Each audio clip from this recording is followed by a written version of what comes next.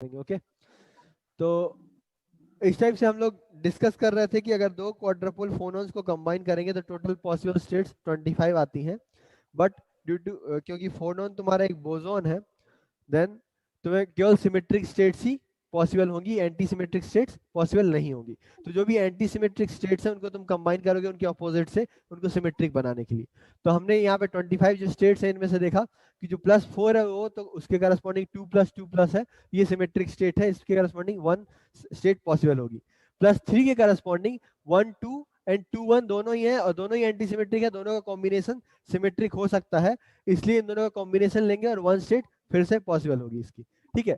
2 के केस में यहाँ पे +2 के केस में यहाँ पे दो स्टेट्स हैं, 2 0 0 2 ये कंबाइन होकर एक स्टेट होगा और +1 एक स्टेट होगा। तो यहाँ पे टोटल दो स्टेट्स आ रही हैं जो +2 के लिए करस्पॉन्डिंग, +2 के करस्पॉन्डिंग पॉसिबल है। ओके। +1 के करस्पॉन्डिंग ऐसे ही देखोगे तो +1 के करस्पॉन्डिंग एक तो 0 1 1 0 होगा। ओके।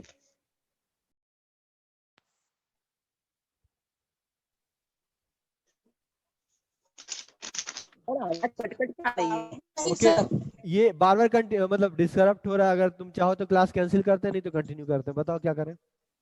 सर इस कनेक्ट अगर डिस्कनेक्ट हो रहा है बार बार तो उसे भी समय तो जाना है। हाँ ठीक है, तो हम लोग नेक्स्ट क्लास में कंटिन्यू करते हैं, बस अपने चैट में नाम डाल दो अटेंडेंस के लिए। ओके।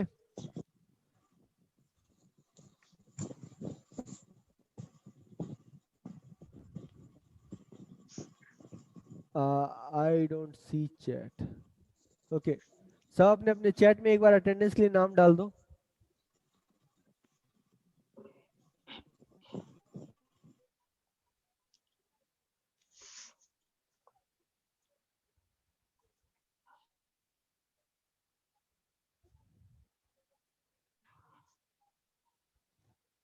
ओके, 1 2 3 4 5 6 7 8 9 9 लोग हैं क्या total? Yes sir. Okay yes sir. Okay ठीक है, तो एक बार और ट्राई करें क्या? अभी फ्लक्चुएट नहीं हो रहा शायद। कर सकते हो सर। हमारे पास टाइम है क्योंकि अभी आधा घंटा लगभग, तो मैं एक बार फिर से ट्राई करता हूँ, शुरू से एक्सप्लेन करता हूँ क्या होता। तो हमने सिंगल फोन ऑन कंसीडर किया था, क्वाड्रपोल फोन ऑन, उसमें हमें +2 एक्साइटेड स्टेट मिला, और जो कि हमें नेचुरली मतलब हम ऑब्जर्व करते हैं एक्सपेरिमेंटली, तो वो हमें एक्सप्लेन कर रहा था कि ये पॉसिबल, मतलब ये थ्योरी पॉसिबल हो सकती है। ओके। हमने कहा कि upper higher state excited state predict करने के लिए हमने क्या किया, दो क्वाड्रपोल फोनॉन्स को कंबाइन करना शुरू किया। ठीक है। तो दो क्वाड्रपोल फोनॉन्स को अगर कंबाइन करेंगे तो मान लो λ1 = 2 है ये, और λ2 = 2 ये है। तो दोनों ही केस में 5 पॉसिबल स्टेट्स हैं, -2 से लेके 2, यहाँ पे भी -2 से लेके 2, तो इनका हमने कॉम्बिनेशन ऐड किया कि टोटल कॉम्बिनेशन क्या होगा यहाँ पे। ओके, तो ये कॉम्बिनेशन इस टाइप से आया। ठीक है। इसमें हम अब ये चाहते हैं कि सिमेट्रिक वेव फंक्शन किस स्टेट में आएंगे। तो सिमेट्रिक वेव फंक्शन के लिए क्या होना चाहिए तुम्हारा कि एक सिमेट्री होनी चाहिए दोनों में, जैसे 2 और 2 दोनों सिमेट्रिक है, इनको अगर तुम फ्लिप करोगे इनकी पोजीशन, λ2 को λ1 बनाओगे और λ1 को λ2 बनाओगे, तो इस स्टेट में कोई फर्क नहीं पड़ेगा क्योंकि 2 2 दोनों ही प्लस है। तो इसके करस्पॉन्डिंग +4 का एक सिंगल स्टेट आ रहा है हमारे पास। सेम अगर हम +3 की स्टेट देखें, +3 स्टेट में तुम्हारा दो कॉम्बिनेशन बन रहा है 1 2 एंड 2 1। ओके, दोनों ही एंटी सिमेट्रिक है, मतलब अगर 1 2 को तुम फ्लिप करोगे तो 2 1 बनेगा जो कि सेम स्टेट नहीं है। तो इसलिए हम लोग क्या करेंगे, दोनों का कॉम्बिनेशन लेंगे, दोनों का कॉम्बिनेशन ले लोगे अगर ऐसे 1 2 + 2 1, तो इस केस में अगर दोनों को फ्लिप करोगे भी तो वापस यही स्टेट मिलेगी, है ना, क्योंकि दोनों का लीनियर कॉम्बिनेशन है। तो ये एक टाइप से एक सिमेट्रिक वेव फंक्शन हो गया, और उसके करस्पॉन्डिंग हमें +3 पे एक सिंगल स्टेट मिलेगी। सेम अगर तुम +2 कंसीडर करोगे तो यहाँ पे तुम्हें 2 0 0 2 मिलेगा एक स्टेट, और +1 एक स्टेट मिलेगा। ऐसे ही +1 के लिए हम मेजर कर रहे थे, तो +1 के लिए देखो कहाँ कहाँ +1 आ रहा है। तो ये पहला ये है 2 -1, तो 2 -1 सिमेट्रिक नहीं है, तो इसके करस्पॉन्डिंग -2 -1 के करस्पॉन्डिंग एक और आएगा, ये वाला -1 2, तो ये दो मिला के एक स्टेट हो गए। ठीक है। फिर और कहाँ आ रहा है +1, यहाँ आ रहा है, ये क्या है तुम्हारा 0 1, तो 1 0 और 0 1 के मिला के 1 0 और 0 1, ये दोनों मिला के एक और स्टेट होगा, तो ये टोटल 2 हो गया। ठीक है, उसके अलावा देखो +1 और कहीं आ रहा है क्या? नहीं, और कहीं नहीं आ रहा है ना। तो ये तुम्हारे कितने टोटल पॉसिबल स्टेट हो गए? 1 2 3 4 5 6, है ना। अब तुम देखो कि 0 के करस्पॉन्डिंग कितने स्टेट आ रहा है। तो 0 के करस्पॉन्डिंग 0 0 एक स्टेट आएगा, 0 0 सिमेट्रिक भी है तो 1। इसके अलावा 0 और कहाँ आ रहा है? यहाँ और यहाँ। ये तुम्हारा क्या है? 1 -1 और -1 1, तो इनके करस्पॉन्डिंग ये +1 एक और आ जाएगा स्टेट। इन दोनों को कंबाइन करके ये दोनों मिला के सिमेट्रिक हो जाएंगे। इसके अलावा 0 यहाँ पे भी आ रहा है। ठीक है, कितना? 2 2 सॉरी 2 -2 और -2 2, तो इसके करस्पॉन्डिंग यहाँ पे 1 आएगा, तो ये टोटल 3 होगा। ठीक है, तो ये तुम्हारे यहाँ से +4 से लेके 0 तक कितने स्टेट हुए? 6 + 3 9। ओके, अब इसके अलावा अगर -1 कंसीडर करोगे तो -1 में भी 2 स्टेट आएंगे, -2 में भी 2 आएंगे, -3 में 1 आएगा, -4 में भी 1 आएगा। तो टोटल 15 स्टेट्स पॉसिबल हो रही है तुम्हारे पास, है ना। 9 + 6 15, तो टोटल 15 स्टेट्स पॉसिबल है जो कि इसके करस्पॉन्डिंग यहाँ आएंगी। तो इनको टेबलाइज कर देते हैं एक बार।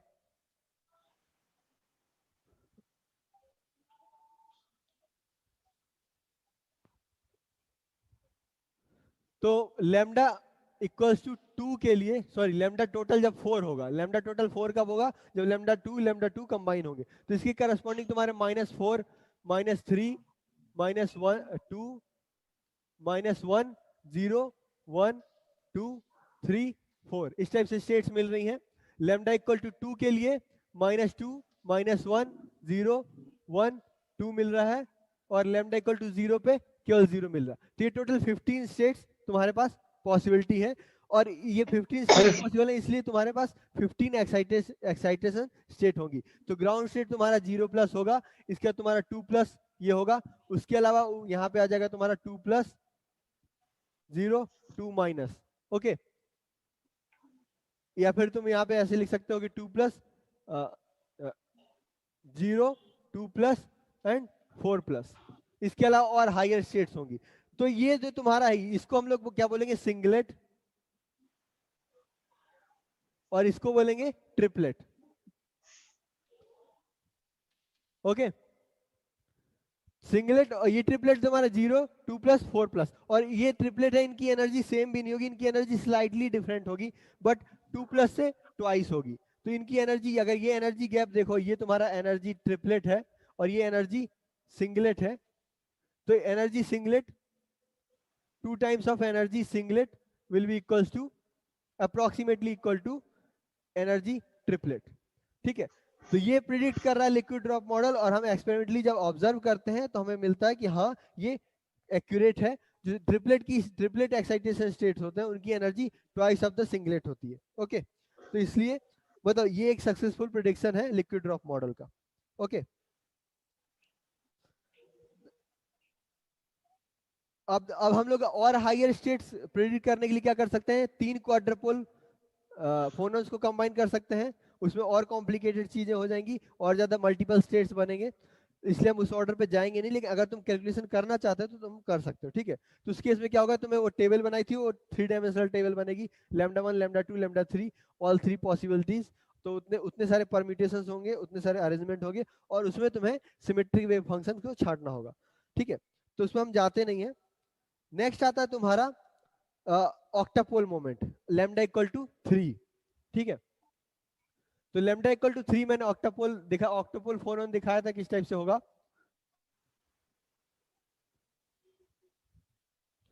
तुम्हारा ऑक्टापोल फोनोन इस टाइप से दिख रहा था।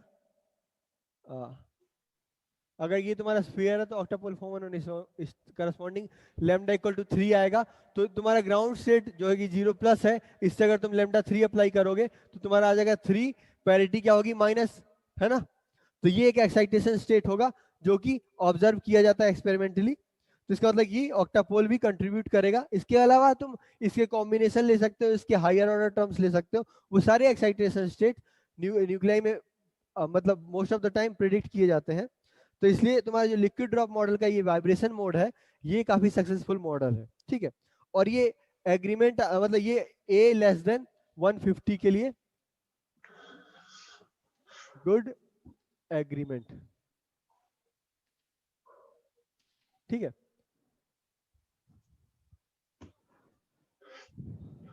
इसके अलावा अब दूसरा जो मॉडल, दूसरा जो प्रिडिक्शन, दूसरा हमारा जो अजम्पशन है वो है न्यूक्लियर रोटेशंस। ओके, तो न्यूक्लियर रोटेशंस कंटिन्यू करते हैं। यहां तक किसी को प्रॉब्लम है क्या? समझ आया मैं क्या डिस्कस किया?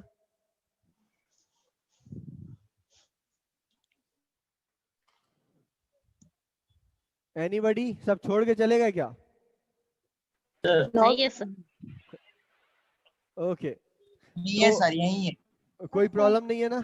एक बार तुम जाके रिवाइज करना, ऑब्वियसली तुम्हें 100% समझ नहीं आया होगा, बट तुम रिवाइज करोगे तो तुम मतलब समझ पाओगे कि क्या एग्जैक्टली कहना चाहता है लिक्विड ड्रॉप मॉडल।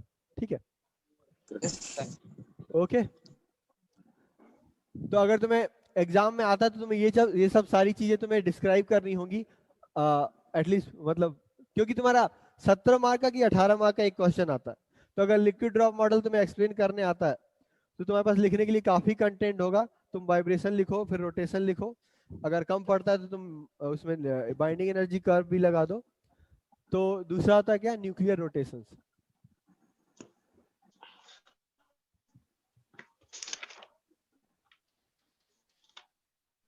ठीक है, तो अगर देखो तुम्हारा न्यूक्लियर, जो हमारा एजम्पशन, अगर तुम्हारा न्यूक्लियस है वो परफेक्ट स्फीयर है, अगर हिसाब से परफेक्ट स्फीयर है तो इसमें रोटेशन का कोई इफेक्ट ही नहीं होगा। क्या फर्क पड़ता है कैसे रोटेट हो रहा है? ओके, तो इसका मतलब ये है कि जब भी तुम्हारे हायर ऑर्डर पे जाते हैं हम, मतलब हायर मॉलिक्यूल में जाते हैं, तो तुम्हारा जो है ऑब्जर्व जो स्फीयर से न्यूक्लियस का जो डिस्टॉर्शन शुरू होता है, और वो स्फीयर से कन्वर्ट होकर दूसरी चीज, मतलब इक्विलिब्रियम शेप अभी भी स्फीयर ही रहेगा, बट वो तुम्हारा इससे डिस्टॉर्ट होगा। डिस्टॉर्ट कैसे होगा? ये एक इलिप्सॉइड में कन्वर्ट हो जाएगा, स्फीयर टू इलिप्सॉइड। इलिप्सॉइड तुम्हारा कुछ इस टाइप से दिखेगा,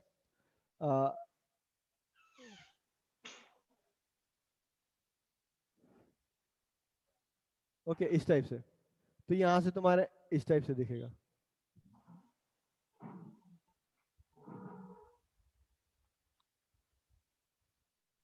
ओके, तो स्फीयर से एक इलिप्सॉइड में कन्वर्ट हो जाएगा, और इस केस में तुम्हारा ये न्यूक्लियस रोटेट कर सकता है। ओके, इसके रोटेशन से ऑब्जर्व कर सकते हो तुम क्या क्या चेंजेस आएंगे।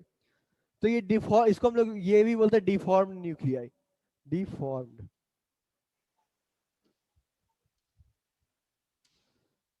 तो इसमें दो टाइप की डिफॉर्मेशन हो सकता है। एक तो ये होगा, इसको हम लोग बोलेंगे ऑब्लेट, और दूसरा हो सकता है कि ये वर्टिकल हो, तो उस केस में तुम्हारा ये इसको बोलेंगे प्रोलेट। तो ये दो टाइप की डिफॉर्मेशन होंगे इसमें। दोनों को ही हम लोग किससे प्रेडिक्ट करेंगे? इसकी हम लोग जब भी इलिप्स की डिस्कस करते हैं तो उसके इसमें एक टर्म आता है एसेंट्रिसिटी। एसेंट्रिसिटी एग्जैक्टली होता क्या है कि सेमी मेजर एक्सिस और सेमी माइनर एक्सिस है, इन दोनों का जो बीच का रेशियो है वो तो कितना बड़ा है, कितना ज्यादा है, वो तुम्हारा प्रेडिक्ट करता है एसेंट्रिसिटी। ओके, तो हम लोग इसका जो रिवॉल्यूशन है या फिर जो इलिप्सॉइड का जो पोजीशन है, आर है, रेडियस है, वो तुम्हारा थीटा और फाई पे डिपेंड करेगा, और इसको हम लोग ऐसे डिफाइन करेंगे, R theta phi will B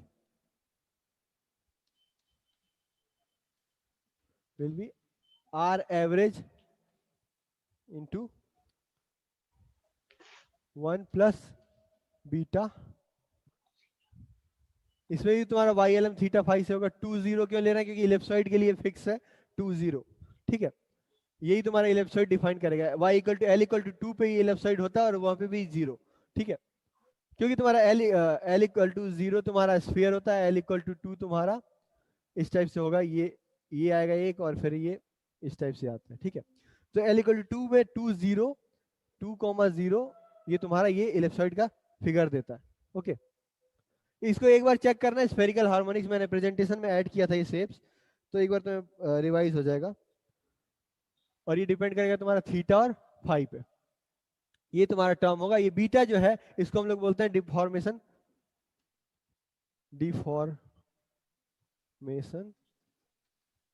parameter. Okay, तो डिफॉर्मेशन पैरामीटर ये तुम्हारा एसेंट्रिसिटी पे डिपेंड करेगा। बीटा इक्वल टू हम डिफाइन करते हैं 4/3 under root of are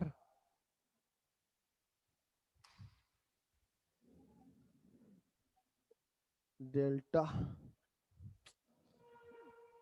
pi by 5 delta R divide by R average.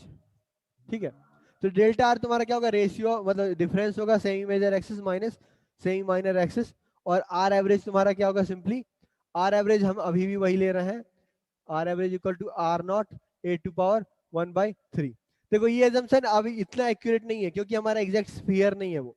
ठीक है, तो एग्जैक्ट स्फीयर नहीं होगा तो ये रिलेशन पॉसिबल नहीं है, क्योंकि ये रिलेशन तभी पॉसिबल होता है जब volume equals to 4/3 pi R cube हो और आर क्यूब तुम्हारा ए हो, तो ये पाई ए होता है जब, तभी तुम्हारा ये रिलेशन पॉसिबल होता है। लेकिन अभी तुम्हारा जो है एग्जैक्ट स्फीयर है ही नहीं, तो इसलिए ये रिलेशन बहुत एग्जैक्ट नहीं है, लेकिन हमें अभी भी इसी को ही यूज करेंगे अप्रोक्सीमेशन में।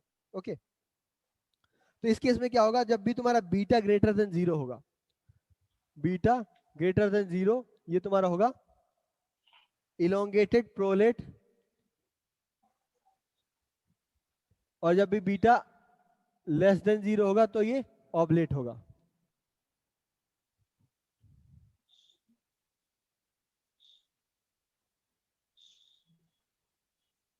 ओके, तो ये बस पैरामीटर्स हैं, इनका कोई खास इंपॉर्टेंस नहीं है। और इसका वन ऑफ द मतलब बिगेस्ट एविडेंस है, मतलब ये है न्यूक्लियर डिफॉर्मेशन होता है, इसका एविडेंस ये है कि हम लोग जब भी हायर ऑर्डर टर्म पे जाते हैं तो हमें बहुत ज्यादा लार्ज क्वाड्रपोल मोमेंट मिलता है। तो क्वाड्रपोल मोमेंट तभी पॉसिबल है जब तुम्हारा स्फीयरिकल सिस्टम डिफॉर्म्ड हो। अगर टोटल एग्जैक्ट स्फीयर होगा तो क्वाड्रपोल मोमेंट 0 होता है। ठीक है, जैसे हमने न्यूट्रॉन की प्रॉब्लम के केस में पढ़ा था। तो इसका एविडेंस मतलब higher quadrupole moment at the large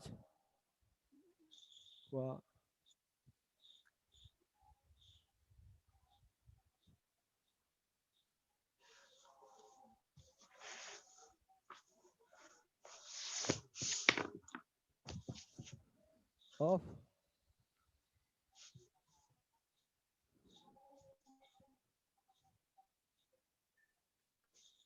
ठीक है, तो ये डिफॉर्मेशंस होते हैं, इसका एविडेंस है कि तुम्हें हायर ऑर्डर टर्म पे जब ए बहुत ज्यादा इंक्रीज होता है तो तुम्हें लार्ज क्वाड्रपोल मोमेंट्स मिलते हैं एक्सपेरिमेंटली।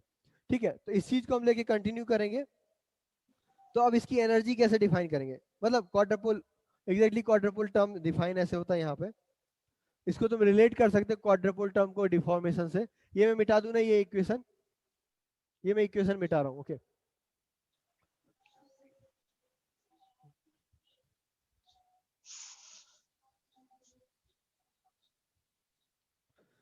तो एग्जैक्टली होता क्या है कि जो तुम्हारा क्यू नॉट है ये तुम्हारा रिलेट होता है बीटा से 2/√5 पाई और आर एवरेज स्क्वायर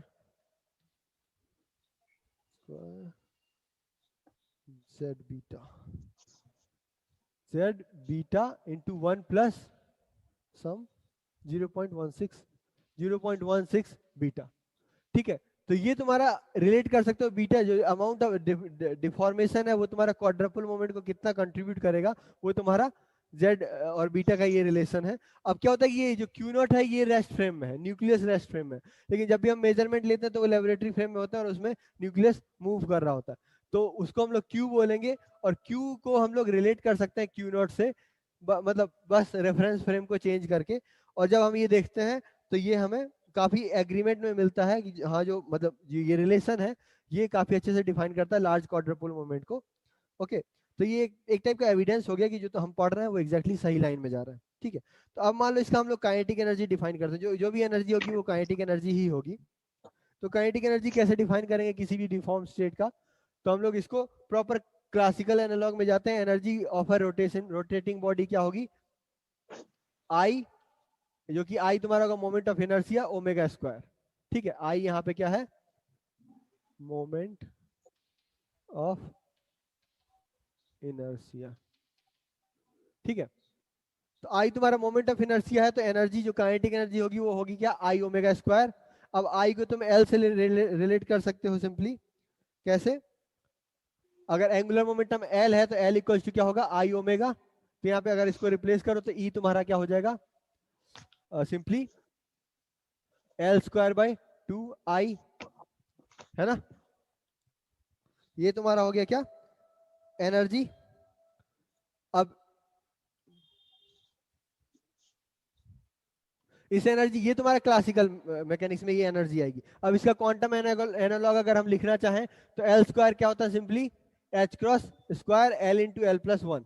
ठीक है, और न्यूक्लियर के केस में हमने इसका न्यूक्लियर स्पिन को आई से रिप्रेजेंट करते हैं, तो इसलिए हम लोग लिखेंगे energy equals to H cross square I into I plus one divide by two moment of inertia I. ठीक है, तो ये समझ आया ना। एल स्क्वायर को हम लोग लिखते हैं, एल स्क्वायर जो क्वांटम नंबर है इसको हम लोग लिखते हैं H square L into L L plus one.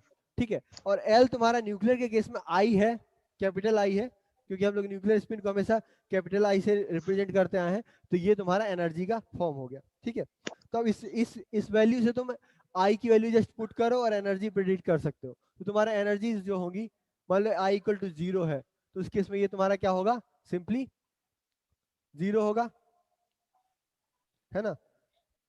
ई 2 प्लस होगा जो, वो क्या होगा, यहाँ पे सिंपली 2 रख दो, 2 प्लस 1 3 इंटू 2 6, और ये जो भी ब्रैकेट में आएगा एच क्रॉस स्क्वायर बाय 2 आई।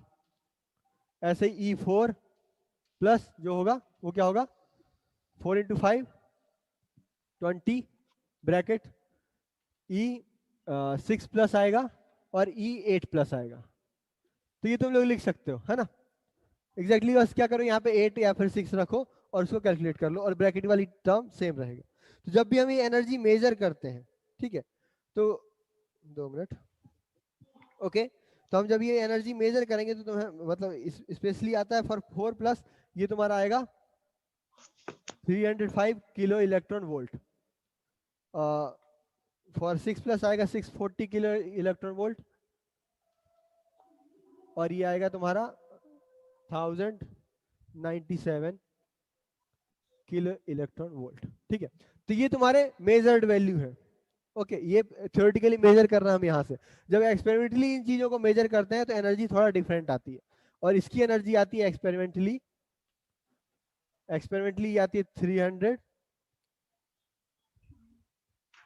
केईवी, ये आती है तुम्हारी 614 केईवी, और लास्ट आती है तुम्हारी 25 केईवी।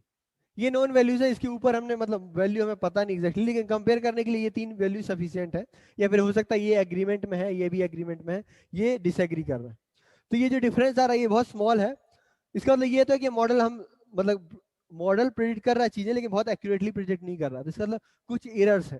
तो एरर्स ये है कि हमारा बेसिक एजम्पशन जो है यहाँ पे, जो हमने ये फॉर्मूला यूज किया काइनेटिक एनर्जी का, ये तुम्हारा इसलिए है, जो मोमेंट ऑफ इनर्शिया है जो तुम्हारा, वो तुम्हारे रिजिड बॉडी के लिए है। ठीक है, लेकिन लिक्विड ड्रॉप मॉडल का एजम्पशन क्या है कि रिजिड बॉडी नहीं होगी, वो तुम्हारा क्या होगा, एक टाइप से फ्लूइड होगा, है ना। फ्लूइड होगा, और फ्लूइड होने का मतलब ये है कि वो टोटली रिजिड नहीं होगा, उसका शेप चेंज हो सकता है ना।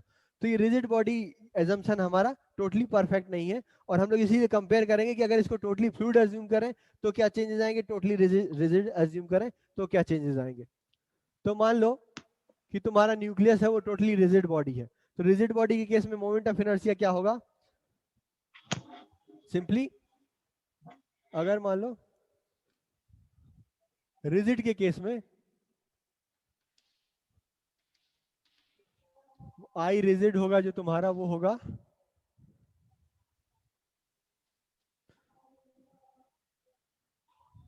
2/5 mr average square into 1 plus 0.31 beta. तो ये तुम्हारा फॉर्मूला टोटल परफेक्ट स्फीयर का है, और ये इलिप्सॉइड के लिए ये वाला फैक्टर ऐड होगा। ओके, ये तुम्हारा है रिजिड बॉडी के लिए मोमेंट ऑफ इनर्शिया, और इससे अगर तुम एनर्जी मेजर करोगे तो ये तुम्हारा आएगा, इससे अगर तुम ये मेजर करो, sorry, H cross square by 2i, जो कि तुम्हारा इंपॉर्टेंट फैक्टर था यहाँ ब्रैकेट वाला, तो ये आता है तुम्हारा अप्रोक्सीमेटली 6 किलो इलेक्ट्रॉन वोल्ट। ठीक है, अब हम अगर फ्लूइड में अज्यूम करें, टोटली फ्लूइड, तो इस केस में तुम्हारा आई फ्लूइड आएगा जो, वो तुम्हारा होगा simply 9/8 pi 9/8 pi M R average square into beta. तो फ्लूइड के केस में ये चीज, ये मोमेंट ऑफ इनर्शिया होगा, और इस केस में तुम्हारा h cross square by 2i आएगा approximately 90 kilo electron volt, 90 kilo electron volt. Okay, तो देखो ये वैल्यू बहुत स्मॉल है और ये वैल्यू बहुत बड़ी है, और हमारा जो ये इरर्स है वो ऑलमोस्ट रिजिड के क्लोज है, मतलब ये जो इरर्स है बहुत स्मॉल है, या 305 और 3 में ज्यादा डिफरेंस नहीं है। तो अगर हम लोग फ्लूइड कंसीडर करेंगे तो इरर और ज्यादा बढ़ जाएगी। तो इसका मतलब ये है कि हमें कुछ बीच में कंसीडर करना पड़ेगा। तो मान लो ये तुम्हारा रिजिड है और रिजिड से तुम्हारा रिजिड, और ये तुम्हारा फ्लूइड है, आर फ्लूइड। तो न्यूक्लियस का स्टेट कुछ बीच में होता है, मतलब half rigid half fluid. Okay, तो इस टाइप का स्टेट तुम्हारा न्यूक्लियस का होता है। इसका एविडेंस तुम इससे भी देख सकते हो। वेट, तो इसका एविडेंस बेसिकली हमें बाइंडिंग एनर्जी कर्व में मिल जाता है कि जो न्यूक्लियस होते हैं वो एक दूसरे को अट्रैक्ट करते हैं, बट जो तुम्हारा फोर्सेस है वो लॉन्ग रेंज नहीं है, बहुत शॉर्ट रेंज है। तो जो न्यूक्लियस है वो नेबरिंग को तो बहुत अच्छे से क्लच करके रखते हैं, लेकिन बहुत ज्यादा दूर के न्यूक्लियस है उनसे कोई इंटरेक्शन नहीं रहता। तो तुम्हारा जो स्फीयर है यहाँ पे, अगर ये न्यूक्लियस है तो ये अपने नेबर्स को तो बहुत अच्छे से अट्रैक्ट करेगा, लेकिन ये दूर वाले एटम्स को, न्यूक्लियस को उतना अच्छे से अट्रैक्ट नहीं करेगा। तो ये एट अ सर्टेन डिग्री ये रिजिड बॉडी जैसे एक्ट करता है, बट एग्जैक्टली रिजिड नहीं है, ये हल्का पल्पेबल फ्लूइड टाइप का है। ओके, तो उस केस में हम लोग न्यूक्लियस का हमारा बेसिक मॉडल ये होगा कि वो फ्लूइड और रिजिड के बीच में कोई एक स्टेट होती है न्यूक्लियस की, वहां पे न्यूक्लियस एग्जिस्ट करता है। ओके, तो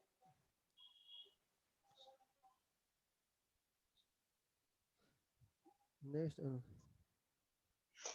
एक और एविडेंस हम लोग कलेक्ट करते हैं कि तुम्हारा जब हायर एंगुलर मोमेंटम पे जाते हैं तो जो तुम्हारा मोमेंट ऑफ इनर्शिया है वो बहुत ज्यादा हो जाता है। At higher angular momentum moment of inertia rapidly increase करता है। तो अगर रिजिड बॉडी होगी, हाँ करता है बोलो। ना, डिपेंड। मोमेंटम इनर्शिया तो मास पे डिपेंड करता है, तो एंगुलर मोमेंटम ज्यादा होने से मोमेंटम इनर्शिया कैसे ज्यादा होगा? Exactly exactly. तो वही देखो, अगर तुम्हारा मोमेंट ऑफ इनर्शिया है जो तुम्हारा सिंपली क्या होता है, some factor M R square इस टाइप से होता है, मास पे हाँ डिपेंड सर। करता है और रेडियस पे डिपेंड करता है ना। तो हाँ सर। अगर तुम्हारा हायर एंगुलर मोमेंटम का मतलब क्या है कि जो स्फीयर है वो बहुत तेज स्पिन हो रहा है, ठीक है, और स्पिन हो रहा है और उससे अगर एंगुलर मोमेंटम इंक्रीज हो रहा है तो इसका मतलब क्या इंक्रीज हो रहा होगा, आर इंक्रीज हो रहा होगा। इसका मतलब ये है कि जब ये इंक्रीज होता है तो ये फैल जाता है। ओके, और ये प्रॉपर्टी किसकी, अगर रिजिड बॉल को रोटेट करोगे तो वो फैलेगी क्या, नहीं फैलेगी, लेकिन अगर तुम वाटर ड्रॉपलेट को रोटेट करोगे तो वो फैल जाएगी। तो इसका मतलब ये है कि इसमें थोड़ा बहुत फ्लूइड प्रॉपर्टी है, फ्लूइड अच्छा। Fluid nature. ठीक है, इसको हम लोग क्या बोलते हैं, सेंट्रीफ्यूगल इफेक्ट या फिर सेंट्रीफ्यूगल स्ट्रेचिंग।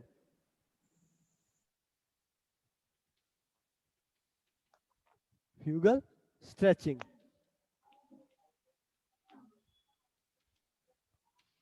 ओके, तो ये सेंट्रीफ्यूगल स्ट्रेचिंग जो हायर एंगुलर मोमेंटम पे ऑब्जर्व होती है, ये भी एक एविडेंस है कि जो न्यूक्लियर का स्टेट है वो परफेक्टली रिजिड नहीं है, उसमें थोड़ा बहुत फ्लूइड नेचर है। ओके, नेक्स्ट जो आता है तुम्हारा कि जो रोटेशन होगा तुम्हारा, वो तो जो न्यूक्लियर रोटेशन है उसका जो वेलोसिटी है या उसका जो एंगुलर वेलोसिटी है वो न्यूक्लियर जो इंडिविजुअल न्यूक्लियर जो मूव कर रहे होते हैं न्यूक्लियस के अंदर, उनकी वेलोसिटी से बहुत स्लो होती है, ये ऑब्जर्व्ड है। अगर तुम्हारी न्यूक्लियर रोटेशन का वेलोसिटी थोड़ा भी न्यूक्लियस की वेलोसिटी से कंपेरेबल होता तो न्यूक्लियन कब कब मतलब स्प्रेड आउट हो जाते, इस सेंट्रीफ्यूगल स्ट्रेचिंग की वजह से न्यूक्लियस स्प्रेड आउट हो जाते। इसका मतलब जो ये रोटेशंस हैं ये बहुत स्मॉल रोटेशंस हैं in comparison to the motion of the nucleus itself. ठीक है, तो अगर ये न्यूक्लियस है जो न्यूक्लियस के अंदर ये मूव कर रहे हैं तो इनकी वेलोसिटी ऑलमोस्ट 0.2 c के आसपास आती है। 0.2 c मतलब लाइट की वेलोसिटी के 0.2%, सॉरी 0.2 फ्रैक्शन ऑफ c से ये न्यूक्लियस अंदर न्यूक्लियस के मूव करते हैं। और जो न्यूक्लियर रोटेशंस हैं वो तुम्हारे of the order of 0.002 c के फ्रैक्शन में आते हैं। ठीक है, तो ये ऑलमोस्ट बहुत स्मॉल है, इसीलिए न्यूक्लियस होल्ड करके रखता है। ये एक्सपेरिमेंटल मतलब वेरिफिकेशन है इसके। तो अब ये बात हुई कि अगर न्यूक्लियस न्यूक्लियस रोटेट कर रहा है तो उस रोटेशन की वजह से एक एंगुलर मैग्नेटिक मोमेंट जनरेट होगा, है ना। तो मान लो कि तुम्हारा ये सर न्यूक्लियस, हाँ बोलो बोलो। कौन से एक्सपेरिमेंट से इसको वेरीफाई करते हैं? इसको तुम बस तुम्हारा न्यूक्लियस होल्ड कर रहा है, किस मैक्सिमम अच्छा कितनी वेलोसिटी पे वो होल्ड करेगा, किस वेलोसिटी पे न्यूक्लियस एस्केप कर जाएंगे, उसके कंपैरिजन करके तुम मेजर कर सकते हो। बस एग्जैक्ट मैथमेटिकल नहीं सर, स्ट्रक्चर बहुत कॉम्प्लिकेटेड जाता है। बोलो बोलो क्या बोल रहे थे। मतलब एक्सपेरिमेंट का नाम होगा ना कि कौन से एक्सपेरिमेंट से इसको वेरीफाई करते हैं कि ना मतलब ऐसा नॉट बिहेवियर। एग्जैक्टली, तो मतलब ऐसे एक्सपेरिमेंट, मतलब एक्सपेरिमेंट नहीं एग्जैक्टली, ये सेमी मतलब आधा थ्योरी आधा एक्सपेरिमेंट है। तो मतलब एज्यूम करो कि अगर मान लो कि न्यूक्लियस का रोटेशन इतना होता, तो उस केस में जो सरफेस पे न्यूक्लियस है उनकी वेलोसिटी एस्केप वेलोसिटी से ज्यादा होती और ये एस्केप कर जाते, ठीक है। इसके लिए तुम्हें एक थ्योरी मतलब थ्योरेटिकल डेवलपमेंट है जो कि हम न्यूक्लियर फिजिक्स में नहीं डिस्कस करते हैं। तो मेन यही है कि अगर जो तुम्हारा थ्योरेटिकल मॉडल है, जो तुम्हारे इक्वेशंस है, अगर उनमें तुम ये वैल्यूज पुट करोगे तो ये न्यूक्लियर स्टेबल नहीं आएगा, ठीक है। और ये प्रिडिक्ट करते हैं कि मतलब थ्योरेटिकल प्रिडिक्शन है कि न्यूक्लियर रोटेशन की वेलोसिटी इतनी होनी चाहिए, ठीक है। एक्सपेरिमेंट का नाम एग्जैक्टली मुझे नहीं पता है, बट मतलब ये तुम्हारे बुक में ऐसे ही लिखा हुआ है कि जो थ्योरेटिकल प्रिडिक्शंस है वो ये प्रिडिक्ट करते हैं कि न्यूक्लियर रोटेशंस की वेलोसिटी न्यूक्लियस की इंडिविजुअल वेलोसिटी से बहुत स्मॉल होती है। ओके ओके, अगर तुम्हें मतलब ज्यादा क्यूरियोसिटी है तो मतलब इंटरनेट पे चेक करना, मैं भी एक बार चेक करूंगा, अगर मिलता है तो मैं तुम्हें बताऊंगा। ओके ओके, तो नेक्स्ट हम लोग क्या बोल रहे थे कि न्यूक्लियर रोटेशन की वजह से एक मैग्नेटिक मोमेंट जनरेट होगा। तो जो रोटेशंस की वजह से मैग्नेटिक मोमेंट जनरेट होगा उसमें न्यूट्रॉन कंट्रीब्यूट नहीं करेंगे, क्यों? क्योंकि न्यूट्रॉन न्यूट्रल पार्टिकल है, इसका चार्ज जीरो है। तो केवल जेड जो प्रोटॉन है वही कंट्रीब्यूट करेंगे और उनका रेशियो होगा जेड बाई ए, ठीक है। तो जेड बाई रेशियो से एक मैग्नेटिक मोमेंट जनरेट करेंगे due to rotation of the nucleus, और ये तुम्हारा डिफाइन होगा mu equals to mu I equals to I into Z by A into, तो ये तुम्हारा मैग्नेटिक मोमेंट जनरेट प्रेडिक्ट करते हैं हम लोग थ्योरेटिकली, और ये एक्सपेरिमेंटली वेरीफाई होता है कि हाँ एग्जैक्टली ऐसे ही है। सब लीव कर गए क्या? Okay no sir. सब लीव कर गए? No sir. ओके ओके, मैं सोचा हाँ सर। ओके, तो ये यहाँ पे ये तुम्हारा फाइनल है लिक्विड ड्रॉप मॉडल का, कि सारे एक्सपेरिमेंटल चीजें हैं जो हायर ऑर्डर एलिमेंट्स के लिए, मतलब for A greater then 150 rotation जो है, और लेस देन 190, तो इस केस में जो ऑब्जर्वेशंस आते हैं, या even for A greater than 220 जो ऑब्जर्वेशन आते हैं वो तुम्हारे rotational model of liquid drop model से, sorry nuclear rotation of liquid drop model से एक्सप्लेन किए जा सकते हैं। तो ये बहुत अच्छे एग्रीमेंट में है। अब बस प्रॉब्लम ये बचता है कि सेल मॉडल एक एक्सट्रीम है, सेल मॉडल इस एक्सट्रीम पे है, मॉडल जो कि क्या बोलता है कि न्यूक्लियर ऑर्बिट में फिल होंगे और उनके लिए प्रॉपर पोटेंशियल है तुम्हारे पास। और लिक्विड ड्रॉप मॉडल क्या है? दूसरा एक्सट्रीम है, जो कि क्या बोलता है कि मतलब पूरा as a whole collective nuclear contribute करेंगे न्यूक्लियर प्रॉपर्टीज को। तो मेन टास्क है कि हम इन दोनों को क्या कंबाइन कर सकते हैं, ठीक है। तो कंबाइन करने के लिए हम लोग क्या करते हैं कि सबसे पहले वाइब्रेशंस को कंसीडर करते हैं, और सेल मॉडल में हमने क्या किया था, स्फेरिकल पोटेंशियल एज्यूम किए थे, स्फेरिकली सिमेट्रिक